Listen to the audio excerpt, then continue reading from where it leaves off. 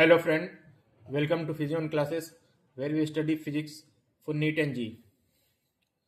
We are studying chapter 3, that is Rest and Motion of S.C. Verma book volume 1, that is for class 11. The name of the chapter is Rest and Motion. We have solved up to question number 5 of objective 2. Now let us start with question number 6. The velocity of a particle is 0 at t is equal to 0. This is the situation that is given, that is velocity of a particle is 0 at t is equal to 0. Yani at the beginning of time, the velocity is 0, and this statement is followed by 4 options. As we know, this is objective 2, one or more than one options can be correct. So let us deal with all the options one by one. Option number A, the acceleration at t is equal to 0 must be 0. We have given that at t is equal to 0, v is equal to 0. Okay. So is it mandatory that acceleration is also 0 at t is equal to 0? Is it must? The acceleration at t is 0 must be 0. As we will see, this is not correct statement, correct option, and we will explain how it is not correct. Acceleration, as we know, is dv over dt, yani change in velocity, small change in velocity over a very small duration of time. At any instant, the velocity may be 0, but at that instant, but just before to that instant and after that instant, the velocity, it may be that the velocity is not 0, that is there is change in velocity, in which case there would be some acceleration. एक graph से हम इसको समझने की कोशिश करते हैं अच्छे से. एक्सेलेरेशन v और t ग्राफ बनाते हैं, वेलोसिटी और टाइम ग्राफ. सपोज यहाँ से शुरू होता है और इस डायरेक्शन में ऐसे जाता है, making slope with t axis. यहाँ पे भी velocity at t is equal to 0 is at t is equal to 0, velocity is 0, because this graph passes through origin 0 to 0, 0 0. लेकिन यहाँ पे एक्सेलेरेशन 0 नहीं है, ठीक है. Acceleration is tan of this theta which is positive, ठीक है.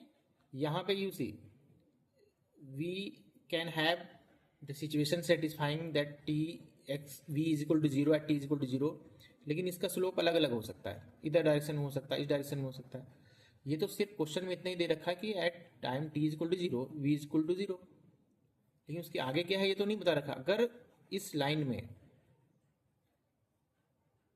इस डायरेक्शन में कर्व बनेगा, इस डायरेक्शन में स्लो कर्व बनेगा, तो फिर एक्सेलेरेशन 0 हो जाएगा, ठीक है. तो first is not correct. We can have at t is equal to 0 v is equal to 0, लेकिन उस टाइम जरूरी नहीं है कि dv ओवर dt भी 0 हो और एक्सेलेरेशन भी 0 हो. The second is the acceleration t is equal to 0 मे भी 0. देखो मे भी 0 यस करेक्ट है. क्यों? हम लोगों ने बताया था v और t, ये ऐसे ले लो, v और t है, यहाँ से शुरू हो रहा है, ऐसे ग्राफ बन रहा है, तो फिर 0 तो होगा ही होगा. इट इज स्टार्टिंग विथ 0 और आगे भी 0 ही रहता है, तो उस केस में तो एक्सेलेरेशन 0 होगा, ठीक है. पहले ऑप्शन में क्या है कि आगे का दे नहीं रखा पहले में कि आगे क्या रहेगा, ठीक है. अगर आगे भी यानी t इज इक्वल टू 0 पे v इज इक्वल टू 0 है, लेकिन t is equal to 1 second, t is equal to 2 second, t is equal to 0.5 second, t is equal to 2.5, उस दौरान वेलोसिटी, उस इंस्टेंट पे वेलोसिटी क्या रहेगा ये तो दे नहीं रखा है. तो अगर उस दौरान वेलोसिटी 0 के अलावा कुछ और रहेगा, ठीक है, तो एक्सेलेरेशन 0 नहीं रहेगा. लेकिन अगर t इज इक्वल टू 1 पे भी वेलोसिटी 0 है, t इज इक्वल टू 2 भी वेलोसिटी 0 है, तो फिर एक्सेलेरेशन 0 होगा. इसलिए जहाँ पे आएगा मे, तो मे में तो सारे पॉसिबिलिटी हो सकता है, तो उसमें तो हो जाएगा. लेकिन मस्ट भी 0 नहीं, मस्ट में मतलब कि हर सिचुएशन में वो होना चाहिए, हर सिचुएशन में सेटिस्फाई करना चाहिए, तो ये नहीं होगा. Option C, if the acceleration is zero from T is equal to zero to T is equal to 10 second, the speed is also zero in the interval. ठीक है, ये तो अभी मैंने सब बताया समझाया था, एक्सेलरेशन इज जीरो। ठीक है,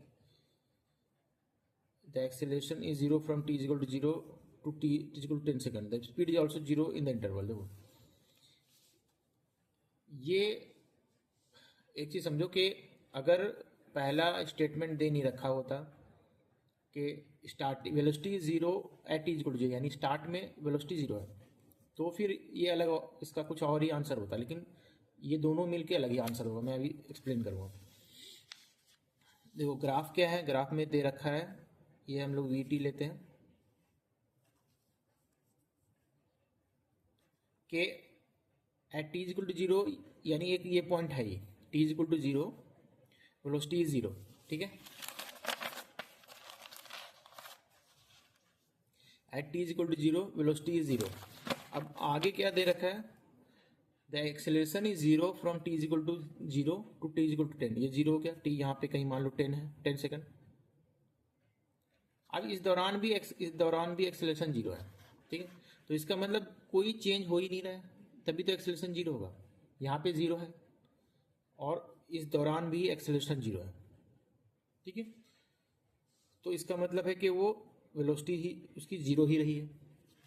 तो ऑप्शन जो है, if the acceleration zero from T is equal to zero to T is equal to 10 second, the speed is also zero in the interval, ये सही हो जाएगा। लेकिन एक याद रखना कि अगर पहला ये स्टेटमेंट इसमें ऐड नहीं किया जाए कि the velocity of a particle is zero at T is equal to zero, यानी बिगिनिंग में जीरो होता, तो ये अपने आप में सिर्फ यही स्टेटमेंट को हम लोग, इस स्टेटमेंट को ही सिर्फ हम लोग कंसिडर करें तो अपने आप में ये स्टेटमेंट गलत है। ठीक है, क्योंकि एक्सेलरेशन जीरो है, T equal to zero to T equal to zero, speed also zero in the interval, नहीं हो सकता इंटर स्पीड हो, लेकिन यहाँ पे एडिशनली एक बात दे रखा है कि स्टार्टिंग में वेलोसिटी जीरो है, इसलिए दोनों मिलकर ये स्टेटमेंट सही होगी। The speed is zero from T is equal to zero to T is equal to 10 second, the acceleration is also zero in this interval. If the speed is zero from t is equal to 0 to t is equal to 10 second, the acceleration is also zero in the interval। ठीक है, देखो यहाँ पे क्या है कि speed is zero from T is equal to zero to T is equal to 10 second, यानी throughout the duration of t is equal to zero to T is equal to 10 second the speed remains zero. और initial तो zero है ही, तो यहाँ पे यही graph बनेगा और इसमें एक्सेलरेशन तो जीरो आएगा ही आएगा, तो ये भी सही हो जाएगा। So in this question answer B, C and D are correct, A is not correct. Okay, now let us deal with the second question of today's lecture, that is question number, let us start question number 7, mark the correct statements।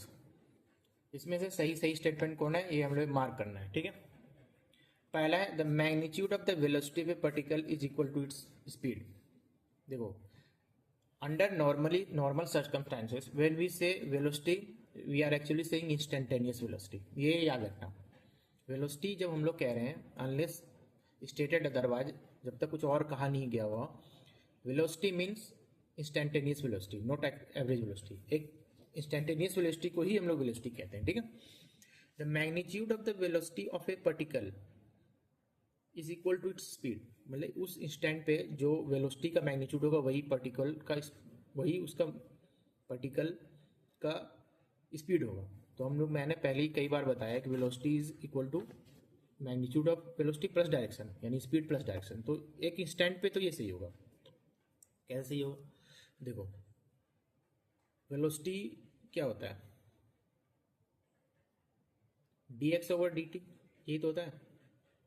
एक particular instant पे उसका जो direction होता है, एक बहुत ही छोटा displacement होगा ना, तो उसको हम लोग स्टेट ही हम लोग कंसिडर कर लेते हैं। मैं एग्जांपल के तौर पे समझाता हूँ अभी, एक ग्राफ बना के, ये xt ग्राफ है। ठीक है, तो यहाँ पे ऐसे कुछ भी होगा, ऐसे होगा, एक कंसिडर कर लो कहीं पे भी कर्व, दो पॉइंट को यहाँ से यहाँ कर लो कंसिडर, तो यहाँ से पॉइंट और यहाँ से यहाँ लो, इस दोनों को करो कंसिडर, तो इस दोनों में डिस्टेंस और डिस्प्लेसमेंट अलग होगा, ठीक है। लेकिन एक बहुत ही छोटा सा स्ट्रिप लोगे ना, बहुत ही छोटा सा, तो वो ये रेक्टेंगल ही बन जाएगा, चाहे कर्व कैसा भी रहो, कैसा भी कर्व है, तो वो दोनों में डिस्टेंस और डिस्प्लेसमेंट दोनों पॉइंट के बीच में सेम ही रहेगा, इसलिए इंस्टेंटेनियस वेलोसिटी उसका का मैग्नीट्यूड ही जो होता है स्पीड, ठीक है, ये सही हो जाएगा। अब सेकंड ऑप्शन देखते हैं, the magnitude of average velocity in an interval is equal to its average speed in that interval. देखो ये अभी समझाया था, यही चीज़ तो कह रहा था कि एक इंटरवल में नहीं होगा, इंस्टेंटेनियस केस में हो जाएगा, एक स्टैंड पे ये सही होगा, वैलिड होगा, लेकिन अभी ऐसे ग्राफ से समझाया था ना, magnitude of average velocity in interval equal to its change in that average speed in that interval, ये नहीं होगा। कैसे? यही तो अभी जो मैंने समझाया था, ये चलो दूसरे फिर से ग्राफ बनाते हैं। ऐसे मान लो ग्राफ है, ठीक है, तो एक दो इंस्टेंट पे ले लो, एक t1 ले लो और एक t2 ले लो, ये xt ग्राफ है, xt टाइम है, ये पोजीशन। तो यहाँ से यहाँ तक के लिए जो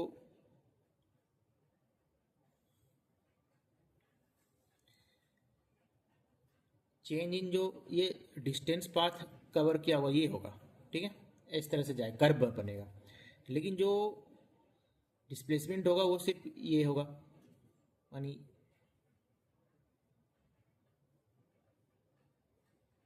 ये स्ट्रेट लाइन, ठीक है।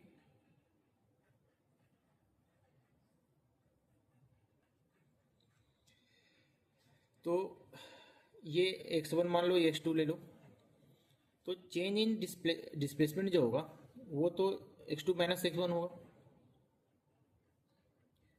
लेकिन डिस्टेंस कवर जो होगा वो अलग होगा, वो एक कर्व जिस कर्व को इसने ट्रैवर्स किया है उसको लेंथ को लेंगे, ठीक है, डिस्टेंस में। लेकिन डिस्प्लेसमेंट में बस हम इस पोजीशन को इस पोजीशन से माइनस कर देंगे, यानी डिस्प्लेसमेंट जो होगा चेंज इन पोजीशन होगा x2 माइनस x1, लेकिन डिस्टेंस कवर ये वाले पाथ को लिया जाएगा, ठीक।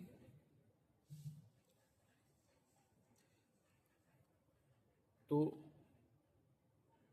ये हम लोग सर्कल से भी समझ सकते हैं। मान लो एक और अच्छा, इससे अच्छा एग्जांपल मैं देके समझाता हूँ, it may be it is a bit confusing. एक बॉडी सेमी सर्कुलर पाथ में मूव कर रहा है, ठीक है, विथ ऑफ रेडियस r, तो इस पॉइंट से इस पॉइंट तक आया, सेमी सर्कल पाथ फॉलो किया, ठीक है, यहां से यहां तक आया और टाइम कितना लिया, डेल्टा टी। तो एवरेज स्पीड क्या होगा, एवरेज स्पीड क्या हो जाएगा, distance travelled that is pi r upon delta T. लेकिन एवरेज वेलोसिटी क्या हो जाएगा, ये यहां से यहां तक का देखेंगे, two r by delta T.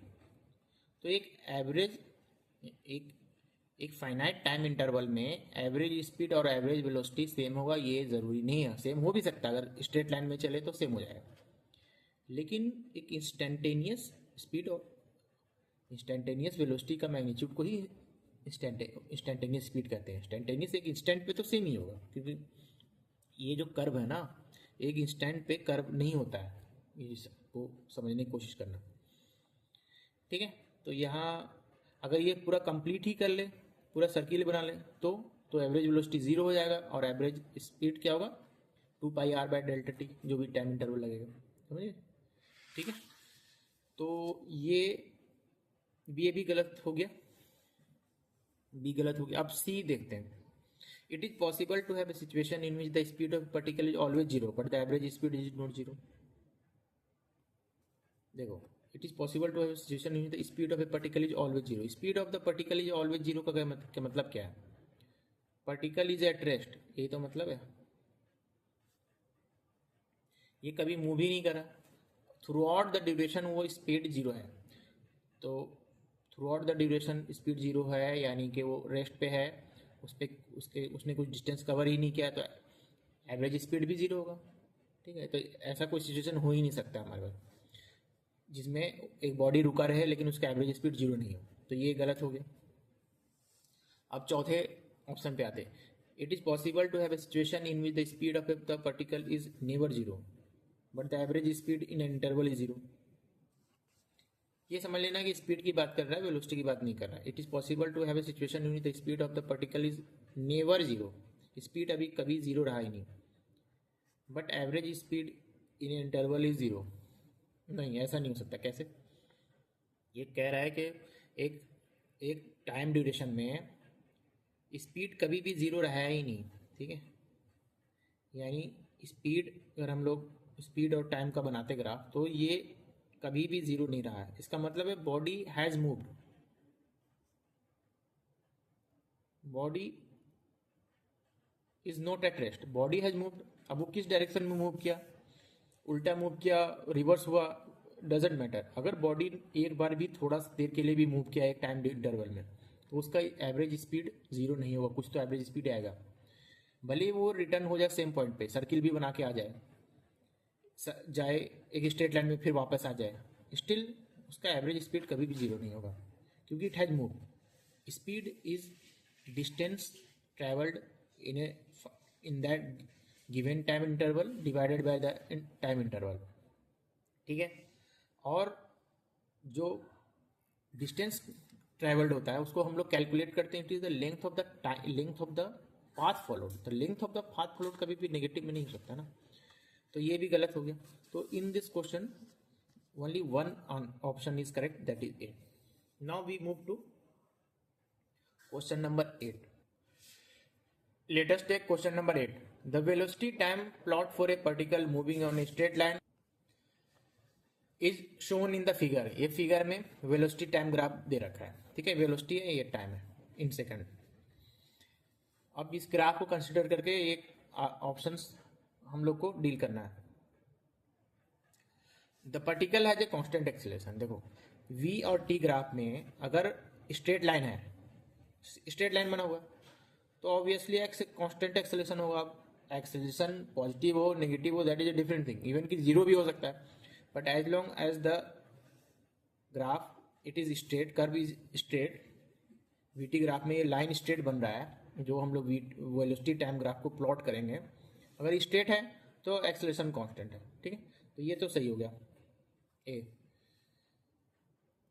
अब ऑप्शन नंबर बी देखते हैं। बी दे रखा था particle has never turn around. Particle turn around हुआ या नहीं हुआ, इससे वीटी ग्राफ में ये कैसे पता चलेगा? टर्न अराउंड का मतलब है एक पॉइंट आया हुआ जब बॉडी का वेलोसिटी, पार्टिकल का वेलोसिटी जीरो हो गया होगा और उसके बाद उल्टे डायरेक्शन में आने लगा होगा। टर्न अराउंड तो यही है। तो भाई कोई बॉडी जो है मूव कर रही है इधर से इधर, टर्न अराउंड का क्या मतलब है कि यहाँ पे रुक गई और फिर वापस आने लगी जीरो उल्टा। तो यहाँ पे ऐसा हुआ है, हाँ इस पॉइंट पे हुआ। देखो at t is equal to 10, यहाँ पे वेलोसिटी क्या है, जीरो है, और इसके बाद वेलोसिटी उल्टे नेगेटिव होने लगा। इसका मतलब है कि यहाँ पे टर्न अराउंड हुआ, इस पॉइंट पर टर्न अराउंड हुआ, ठीक है। तो हुआ है, यानी ये ऑप्शन गलत है। The particle has never turn around, तो ये गलत हो जाएगा। अब सी है, the particle has zero displacement. देखो पार्टिकल जीरो डिस्प्लेसमेंट है या नहीं है, हम लोग को कैसे पता चलेगा? पूरे डिस्प्लेसमेंट हम लोग निकालते हैं। ये एक डिस्प्लेसमेंट यहाँ से यहाँ तक का है हुआ, देखते हैं। देखो वेलोसिटी टाइम ग्राफ में अगर डिस्प्लेसमेंट निकालने के लिए बोलेगा तो it is always area under the curve, है ना। तो एरिया अंडर द कर्व जो है, अगर जो ये टाइम एक्सिस जो है इसके ऊपर जो होता है उसको हम लोग पॉजिटिव में लेते हैं डिस्प्लेसमेंट, उसके नेगेटिव उसके नीचे होता है तो उसको हम लोग नेगेटिव में लेते हैं। तो इसका पहले हम लोग ये इसको S1 मान लेते हैं, इसको S2 मान लेते हैं, इतना डिस्प्लेसमेंट। तो देखो S1 क्या होगा, S1 इज इक्वल टू इसका area half into 10 is equal to 50 metre. और ये S2 कितना हुआ, ये वाला यहाँ से यहाँ तक का 20 हुआ, और यहाँ से यहाँ तक भी 20 है। ये इसको बना लो ट्रायंगल। तो ये S2 कितना हो जाएगा, माइनस में आएगा, ये माइनस हाफ इंटू 20 इंटू 20, तो ये 200 मीटर हो जाएगा। तो जो नेट डिस्प्लेसमेंट क्या होगा, -150 मीटर, तो ये 0 नहीं होगा, तो ये भी गलत हो गया, ऑप्शन सी भी गलत हो गया। अब ऑप्शन डी देखते हैं। The average speed in the interval 0 to 10 second is the same as the average speed in the interval 10 to 20 second. अच्छा, तो ये 10 to 20 सेकंड, ये देखो यहाँ पे कुछ कुछ यही आ रहा है, जो मतलब यही आ रहा है, ठीक है। हाँ, तो पहले हम लोग ये दे रहा है कि यहाँ से यहाँ तक 0 to 10 में जितना एवरेज स्पीड आएगा उतना ही 10 से 20 आएगा। लग तो ऐसे ही रहा है, लेकिन हम लोग कैलकुलेट कर लेते हैं कि, क्योंकि यहाँ पे यहाँ से यहाँ तक का, चलो हम लोग पहले यहाँ से यहाँ तक को हम लोग मान लेते हैं स्पीड 1 को SP1, और यहाँ पे स्पीड 1 को यहाँ के स्पीड को स्पीड 2 मान लेते हैं, यानी 0 से 10 सेकंड तक का एवरेज स्पीड को SP1 मानते हैं। तो ग्राफ देख के समझ में आएगा कि ये जो यहाँ से यहाँ तक, पहले तो हमें देखना पड़ेगा कि यहाँ से यहाँ तक वेलोसिटी में कितना चेंज आया। देखो यहाँ at t = 0 velocity is 10 metre पर सेकंड, और एट t = 10 वेलोसिटी इज 0, तो चेंज कितना आया, 10 आया। स्पीड चूंकि दे रखा है, तो स्पीड जो स्पीड है, स्पीड 1 वो कितना आया, 10/10 = 1 मीटर पर second.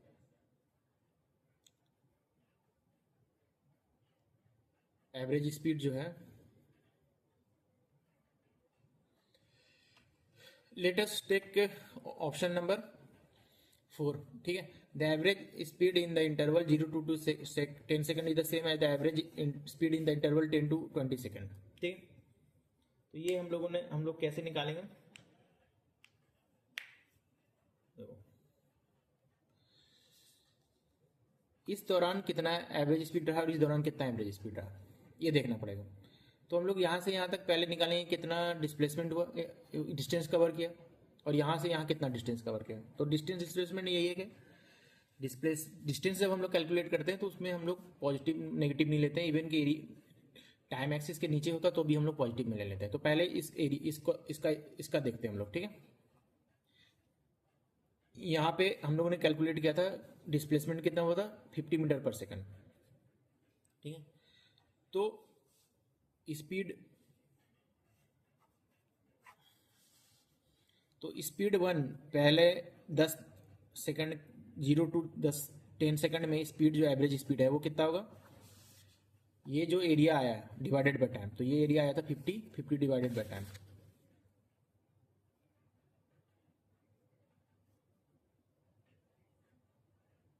Is equal to 5 metre पर सेकंड। और सेकंड केस में यहाँ से यहाँ तक को हुआ था, ठीक है, ये भी 10 है और ये भी 10 है, तो ये एरिया टोटल कितना होगा, इसको हम लोग निकालते हैं। इसको हम लोग S3 डिनोट कर देते हैं, is equal to half into 10, ये 10 हो गया और ये भी 10 हो गया, इंटू 10, तो ये भी 50 मीटर हो गया। तो average speed in the interval 10 to 20 second is 50/10 is equal to 5 metre पर सेकंड। तो एवरेज स्पीड दोनों ड्यूरेशन में सेम ही आया है, ठीक है। एवरेज वेलोसिटी नहीं पूछ रहा है, ये एवरेज स्पीड पूछ रहा है। तो एवरेज स्पीड में निकालने के लिए हम लोगों को डिस्टेंस निकालना पड़ेगा। तो यहाँ से यहाँ तक जो डिस्टेंस है वो निकालिए, एरिया ही होगा। ये 50 आया और 0 से 10 हुआ तो हमने डिवाइड कर दिया, तो एवरेज जो स्पीड आ रहा है वो 5 मीटर पर सेकंड आ रहा है। यहाँ से यहाँ पर भी करा तो भी एरिया 50 आया और टाइम उतना ही है, तो दोनों में 5 मीटर पर सेकंड आया, इसलिए यस एवरेज स्पीड सेम है, तो ये सही हो गया। तो इसमें ऑप्शन ए सही है और डी सही है, ठीक है। Now we will take next question. Let us start question number 9.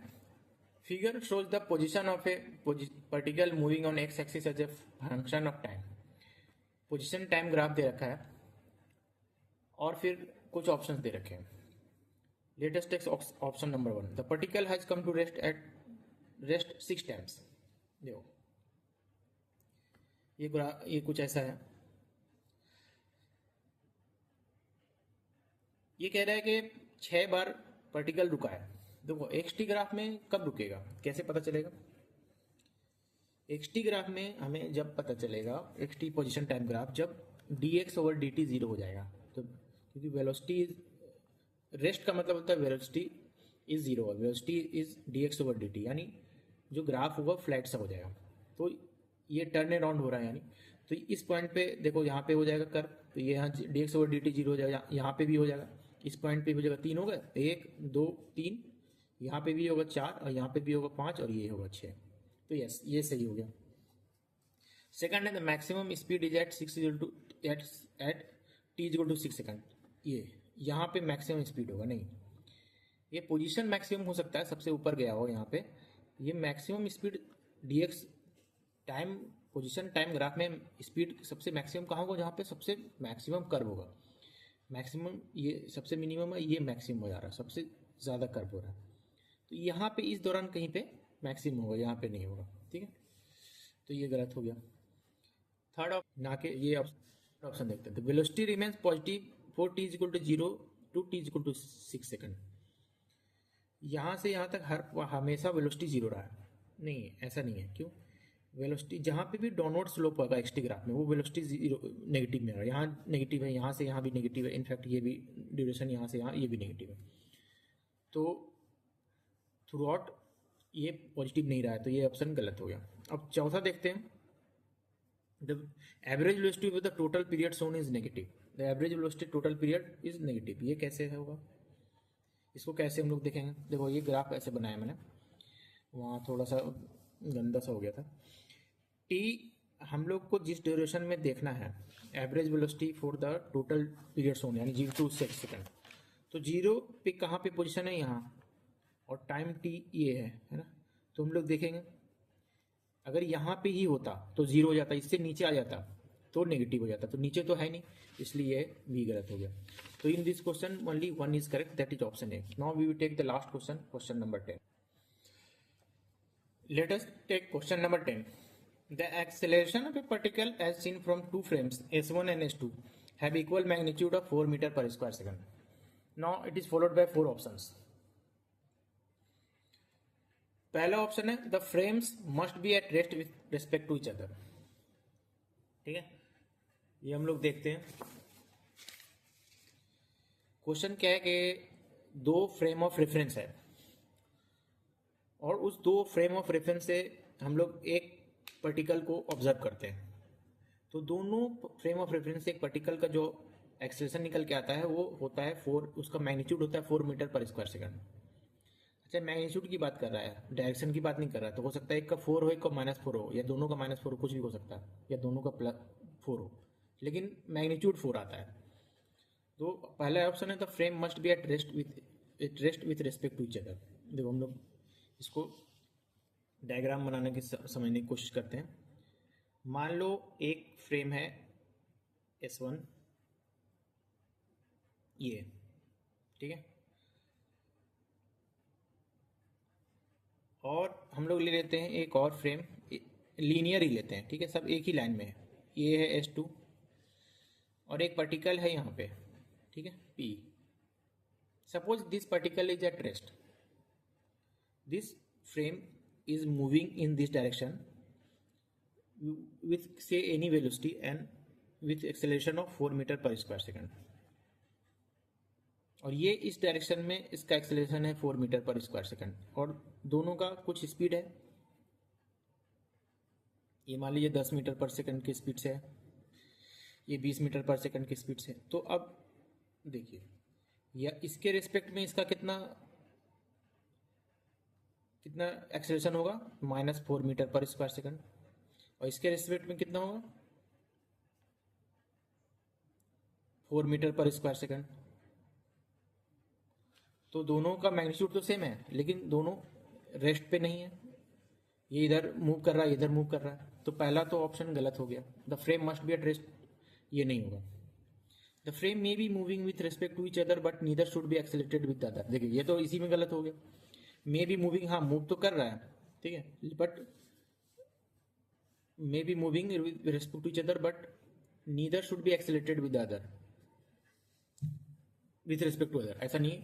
ये इसके रिस्पेक्ट में इसका कितना एक्सेलरेशन है, 8 मीटर पर स्क्वायर सेकंड, इसके रिस्पेक्ट में इसका कितना एक्सेलरेशन है, वो भी 8, मतलब इसके रिस्पेक्ट में इसका है -8 अगर हम लोग इसको पॉजिटिव डायरेक्शन मानते हैं, ठीक है, और इसके रिस्पेक्ट में इसका कितना है 8 मीटर पर स्क्वायर सेकंड एक्सेलेरेशन। तो ऐसा नहीं है, एक्सेलेटेड तो हो रहा है with respect to each other, तो ये भी गलत हो गया। अब ऑप्शन सी आते हैं, द एक्सेलेरेशन ऑफ S2 यानी this frame with respect to acceleration में इधर भी 0 और 8। देखो 8 तो हो ही रहा है, और अगर हम लोग एक को ये 0 भी कर सकते हैं, एक मूव कर रहा है, लेकिन ये पूछ ये रहा है कि मे इधर भी 0 और 8, मतलब यही दो ऑप्शन हो सकते हैं, इसके अलावा कुछ नहीं हो सकता। ये तो सही नहीं लग रहा है मुझे, समझाता हूँ मैं कैसे।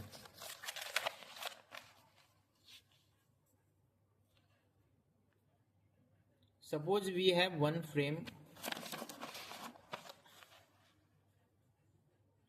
अभी फ्रेम हम लोगों ने लीनियर रखा था ना, अब हम लोग लीनियर नहीं रखते हैं। एक फ्रेम है S1, ये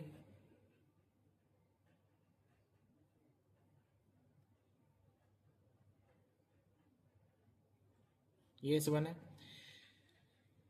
और ये S2 ले लेते हैं, और इस यहाँ पे कहीं पे ये पार्टिकल है, ठीक है। तो ये इस डायरेक्शन में मान लो मूव कर रहा है विथ एक्सेलेरेशन 4 मीटर पर स्क्वायर सेकंड, इस डायरेक्शन में मूव कर रहा है विथ एक्सेलेरेशन 4 मीटर पर स्क्वायर सेकंड, ठीक है, ओके। और ये रेस्ट पे है पार्टिकल, तो इसके फ्रेम S1 के रिस्पेक्ट में इसका कितना एक्सेलेरेशन होगा, अगर हम लोग इसको पॉजिटिव एक्स मानते हैं तो जो भी होगा -4 होगा, ठीक है, लेकिन उसका मैग्नीट्यूड तो 4 ही होगा। और इसके रिस्पेक्ट में इसका एक्सेलेरेशन कितना होगा, इस डायरेक्शन में होगा, तो उसका भी तो मैग्नीट्यूड तो 4 ही होगा, डायरेक्शन कुछ भी हो, ठीक। तो मैग्नीट्यूड सेम ही होगा, तो दोनों के केस में 4 होगा। लेकिन अब हम लोग लिखते हैं acceleration of S2 with respect to S1 कितना होगा, ये एक 4 मीटर पर स्क्वायर सेकंड है, और ये है 4 मीटर पर स्क्वायर सेकंड, तो इसको माइनस, इसको ये है S2, ये S1, इसको माइनस करेंगे तो इधर आ जाएगा -4, तो ये हो जाएगा, मतलब acceleration of S2 with respect to S1 क्या होगा 4√2 मीटर पर स्क्वायर सेकंड, ठीक है। तो ये गलत हो गया कि सिर्फ 0 और 8 ही हो सकता है। 0 और 8 जब होगा जब वो लीनियर होगा, लेकिन लीनियर नहीं होगा तो दूसरे आंसर भी आ सकता है। The acceleration of S2 with respect to S1 में be anything between 0 and 80 square metre पर सेकंड। देखो मिनिमम तो मतलब 0 होगा और 8 होगा, ये तो हो गया, लेकिन दोनों का value acceleration of S2 with respect to S1 इस पे डिपेंड करेगा कि दोनों का डायरेक्शन क्या है मूवमेंट का, यानी एक्सेलेरेशन, दोनों में एक्सेलेरेशन का डायरेक्शन क्या है, ठीक है।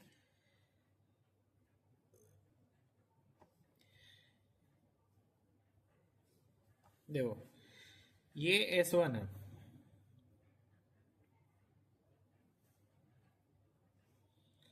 और S2 अगर हम लोग इधर लेते हैं इधर लीनियर, तो 0 से 8 कहीं पे भी हो सकता है। लेकिन अगर हम लोग यहाँ पे लेंगे, अच्छा पार्टिकल यहाँ पे है कहीं, ठीक है, S1 इधर मूव कर रहा है, S1 चलो इस डायरेक्शन में मूव कर रहा है, अगर S2 को हम लोग इस डायरेक्शन में लेते हैं, यहाँ पे इस डायरेक्शन में मूव कर रहा है, तो 4√2 हो जाएगा। इसी तरह से हम लोग इधर कहीं लेंगे तो उसकी वैल्यू अलग आएगी, इधर लेंगे तो वैल्यू कुछ आएगी, ठीक है। तो द वैल्यू जो है होगा acceleration of S2 with respect to S1, इसका वैल्यू डिपेंड करता है थीटा में, ठीक है, दोनों के बीच में एंगल कितना होगा, is equal to root under acceleration of S1, उसको हम लोग A1 मान लेते हैं, plus acceleration of A2 minus 2A1 A2 cos theta, theta is angle between A1 and A2, ठीक है। तो ये मैग्नीट्यूड होगा।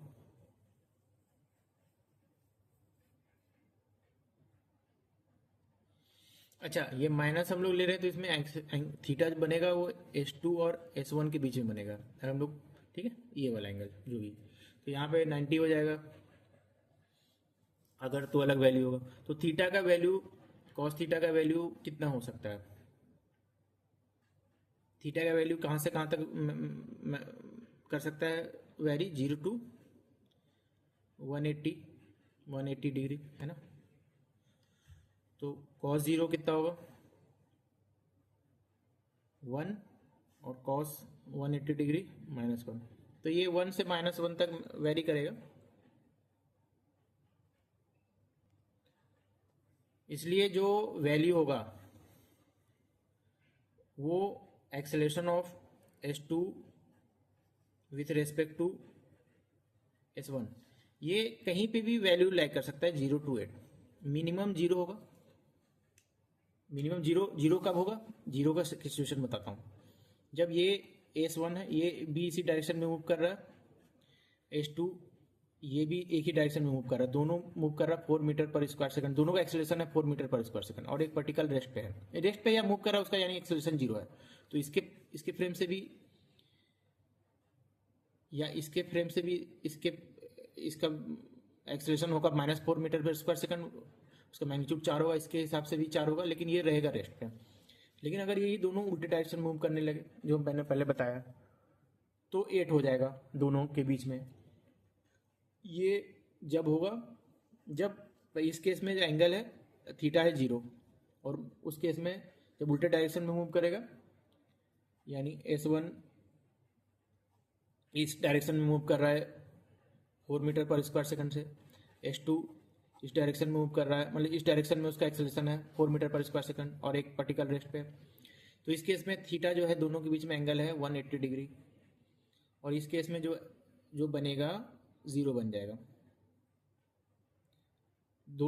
दोनों के बीच में एंगल कितना, दोनों के बीच में एक्सेलरेशन कितना होगा? Acceleration of S2 with respect to S1, इस केस में कितना होगा? वो होगा मैक्सिमम होगा 8 मीटर पर स्क्वायर सेकंड। लेकिन दोनों के बीच में एनीथिंग बिटवीन 0 और 180 डिग्री कुछ भी होगा तो उस दोनों के बीच में वैल्यू लाई करेगा, ठीक है, इसलिए ये ऑप्शन सही होगा। This is the only correct option we are having. The acceleration of S2 with respect to S1 may be anything between 0 and 8 metre पर स्क्वायर सेकंड। 0 कब होगा? जब दोनों का एक्सेलरेशन का डायरेक्शन सेम होगा, मान लो 4 मीटर पर स्क्वायर सेकंड है और पार्टिकल 0 पे है, पार्टिकल का एक्सेलरेशन 0 है। और 8 कब होगा? जब दोनों का एक्सेलरेशन का डायरेक्शन अपोजिट होगा और पार्टिकल रेस्ट पे है, या फिर पार्टिकल का एक्सेलरेशन 0 है, कांस्टेंट स्पीड से वेलोसिटी चल रहा है, और इस दोनों के बीच में कुछ भी एंगल होगा तो वैल्यू जो होगा वो दोनों के बीच में लाई करेगा। Okay, now this and the objective session. अब हम लोग नेक्स्ट वीडियो में क्वेश्चन एक्सरसाइज जो है इस चैप्टर के एक्सरसाइज को सॉल्व करेंगे। Okay, thank you very much.